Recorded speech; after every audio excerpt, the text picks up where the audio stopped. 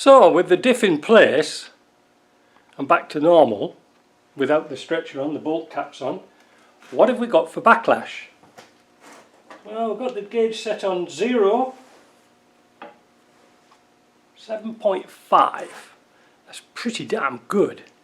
So we're going to leave it at that. We'll quit while we're ahead. Now, have we got any end float this way or this way? We shouldn't have any. So let's get set up and check that. So if I push this away, we've got 0 end float this way. When we push this way, something interesting happens. You can see it moves about 2,000th of an inch and then springs back again. That's because we're flexing the crown wheel ever so slightly. So that's not too bad. Take that off. Put it somewhere where it will get knocked easily. But we haven't finished yet. So we've established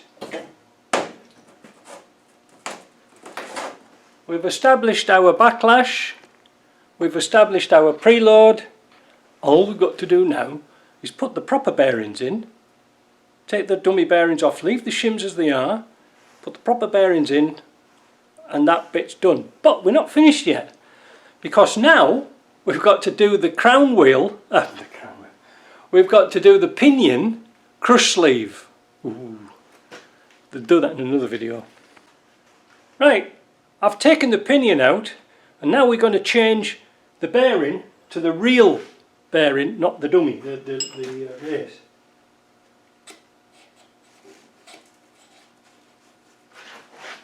Get him out.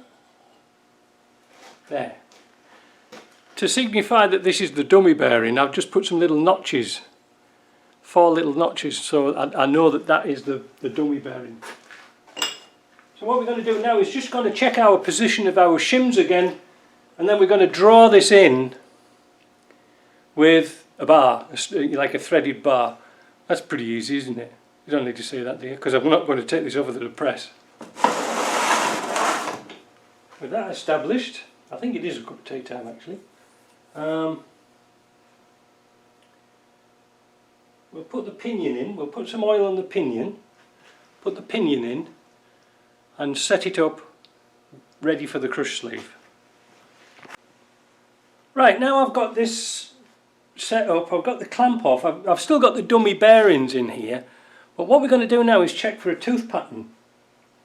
I've backed off the pinion just a little bit so it's possible to turn this easily by hand, but because we were unsure about the pinion height, we can double check it and the backlash. Well, we know the backlash is good, but we're going to check what the tooth pattern's like. So this is where we cross our fingers and hope we've got everything right. So let's go and turn it round and see what happens. Now I can't see it this side, but I can only see off the camera. So let's spin it around a few times.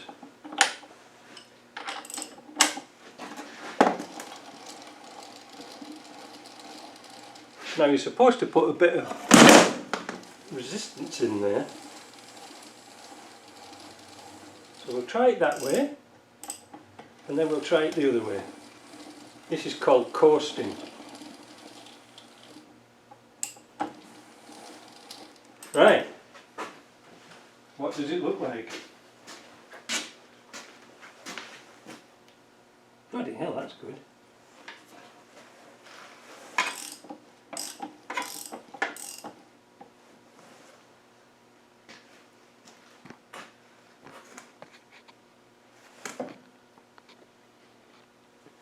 See, we've got a nice tooth pattern right in the middle. Right smack bang in the middle of those teeth. And if we look at the back,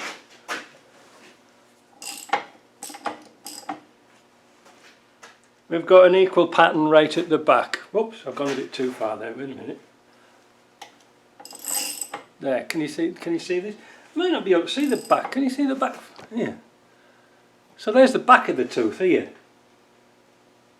It's pretty even. That one's tiny, a little bit low, but I think this one's high, this one's high, this one's in the middle. I think it's going to be good. I think it's going to be really good. So, I'm fair capped with that. But the problem is now, before I fit the bearings, I don't want to fit the bearings just as yet, because the pinion is knackered. I haven't set up the crush sleeve yet. I didn't set up the crush sleeve because the pinion's knackered. It's got a groove in it. Looks like tomorrow morning I'm going to have to hot foot it to JP's in the morning before he gets started to see if I can sleeve it, because I haven't got another pulley. It's going to be another few days before I can get one, well maybe a week or two, so I really want to get this off my bench because I've got so many other things to do. But I think for now I'm happy with that. I think it's going to be good. Boy, I tell you something, it's a journey, isn't it? But don't be put off. It's just a little bit of simple maths. But, you know, if I can do it, anybody can do it. Maths, that is. But, yeah, no, I'm happy with that tooth pattern. I think it's good. I think it's really good.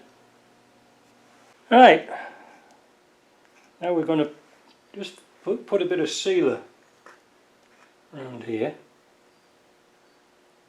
because it's supposed to have a paper gasket, and this is on its last legs, this tube. You might be able to get a squeeze of sealer out of it. There we are, because it's supposed to have a paper gasket in, which everybody forgets. I've got the bearing in.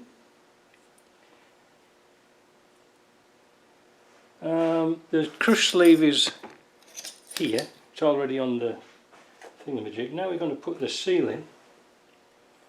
Now we need a hammer. We're just going to gently get this started.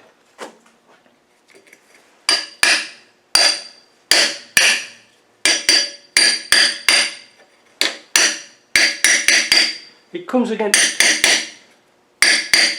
a shoulder to cry on, so it won't go much further than that. And you can see there actually is sealer on the outside of there. It's squidged out a bit. Now we can fit our pinion through.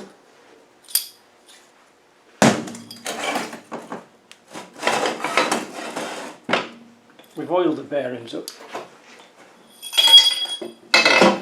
There goes the crush sleeve. Now we can put our flange on. I'll put some oil on that new surface.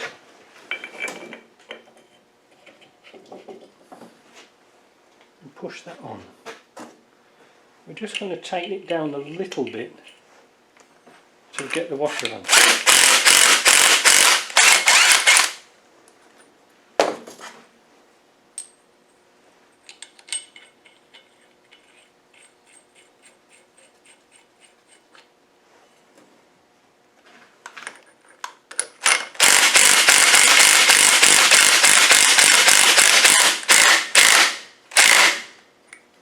Now,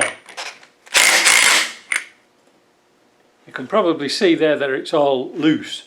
This is the tricky bit, and a lot of people get caught out with this bit because they usually hammer these up with an air gun. We have to do something a little bit special. It needs so many inch-pounds on this to turn it. Don't just sort of rattle it up, because that's not right. But what we're going to do is find out what the actual figure is. We'll come back and we'll get set up.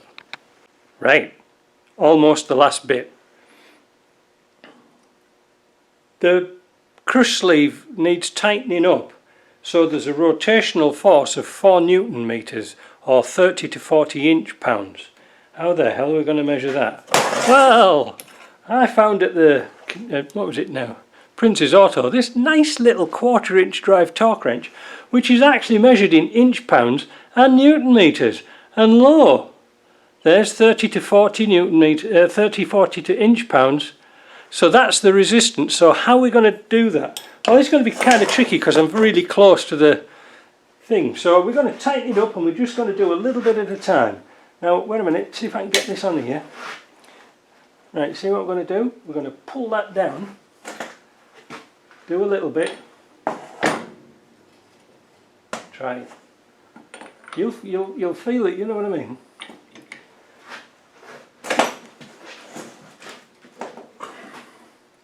A lot of people rattle these up with a gun because the seal's been leaking, and they bugger it up completely. They put too much preload on the bearing.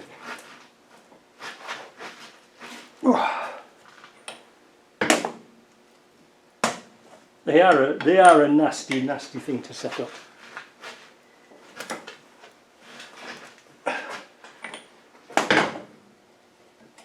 Is this getting us anywhere? Nowhere.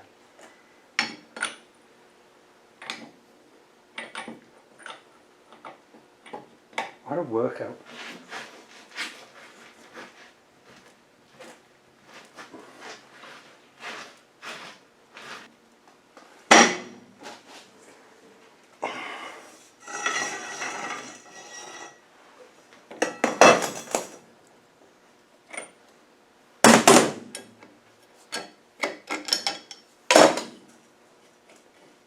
Oh. Ho ho ho ho. Ho ho ho.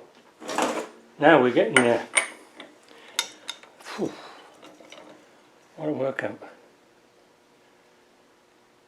Nothing yet. Nothing. But there is a resistance. It's taken up the slack, so I think any second now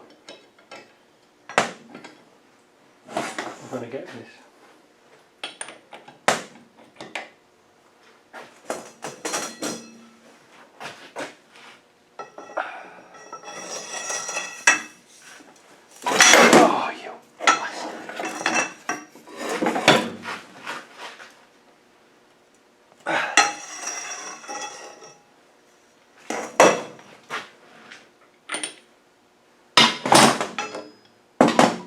Oh, see? Not much, eh?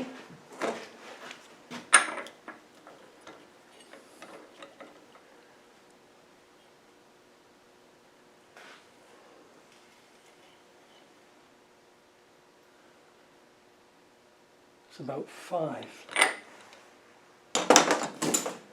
Keep at it.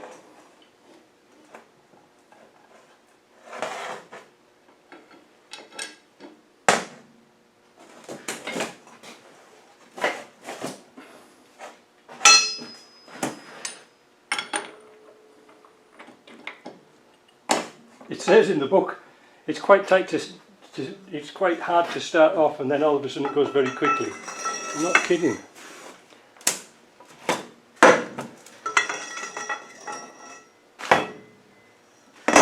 It's all this taking on, taking off, taking on.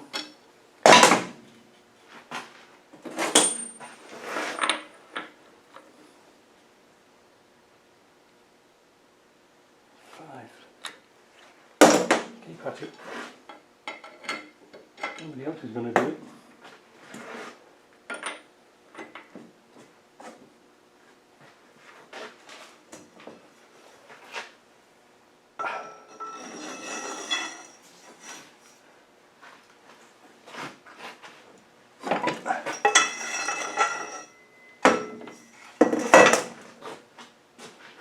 I need to go to the gym tonight.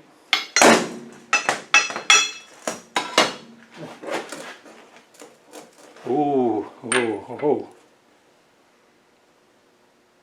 That is 20. A tiny, tiny hair more. The tiniest bit. Like I say, now it sharply jumps up. I wonder how many other people do it like this. Or just rattle it up with a gun and rub it back in. We'll just go a little tiny, tiny bit. Like that.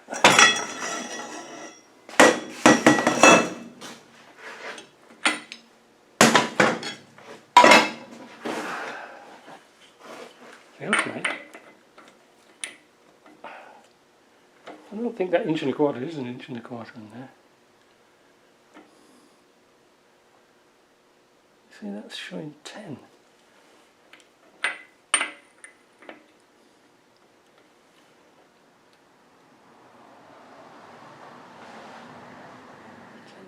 It needs a bit more.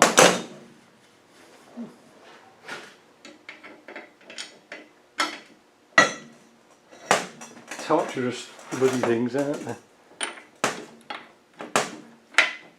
Right, this time.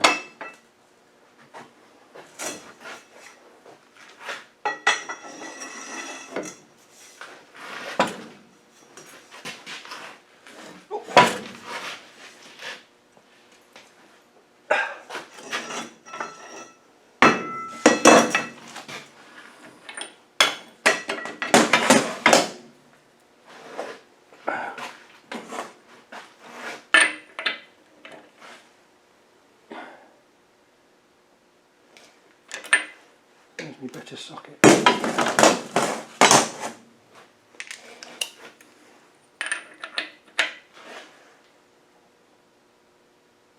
$35. It's quite tight. It's quite tight. So that's that set up.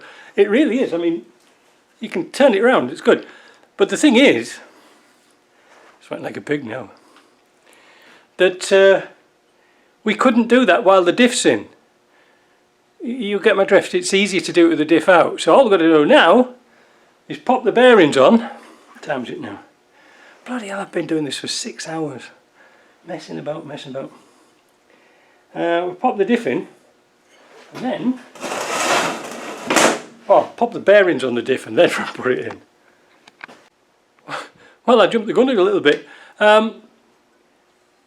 I've finished this off now. I torqued down the bearing caps to 100 foot-pounds. That's the only sort of measurement I could really find. Just probably metric somewhere. Tighten the caps, put a new gasket on, high lamar, and just hand tighten the bolts down. That's it. We're done. So that's another Salisbury done out the way. There's one more to do, but I might just flip through that one and see what it's like, and if there's anything to report, I'll report back. But I hope you like that, because I didn't.